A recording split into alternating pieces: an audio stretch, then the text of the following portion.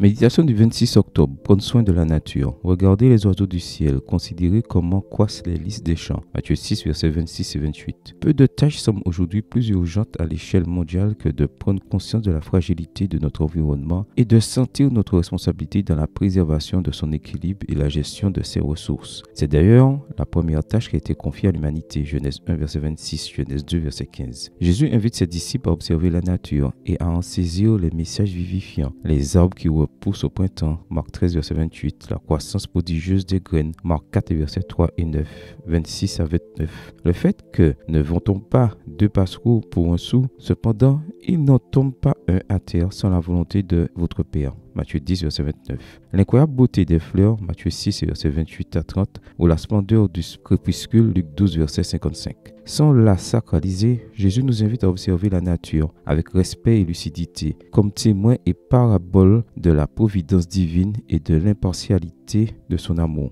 Matthieu 5, verset 45. Dans ce que nous pourrions appeler son discours le plus écologique, Matthieu 6, verset 19 à 34, Jésus nous parle de l'attitude à adopter face aux ressources de la terre, des risques liés à leurs exploitations, versets 19 à 24, et de l'angoisse de ceux qui manquent du nécessaire, versets 25 à 31, ainsi que de l'importance de bien choisir nos priorités pour avoir une meilleure qualité de vie, versets 32 à 34. La phrase « à chaque jour suffit sa peine », Matthieu 6, verset 34, qui peut ressembler à un carpe diem chrétien, est en fait une invitation à remettre notre vie quotidienne entre les mains de Dieu et à agir en conséquence à la lumière de la réalité qui nous entoure. Libérés de l'angoisse de l'accumulation, de la consommation effrénée et de l'asservissement aux biens matériels dont souffrent ceux qui ont tendance à agir de manière insensée en s'engageant dans des actions cupides, non solidaires et injustes, Jésus nous invite à nous mettre au diapason de Dieu et à affronter l'existence avec solidarité, réalisme et espérance. Libérer la nature de l'exploitation impitoyable à laquelle elle est soumise devrait être l'un des souhaits du chrétien. Romains 8, verset 19 à 23. La destruction de l'environnement est un crime si grave que Dieu avertit qu'un jour il devra intervenir pour détruire ceux qui détruisent la terre.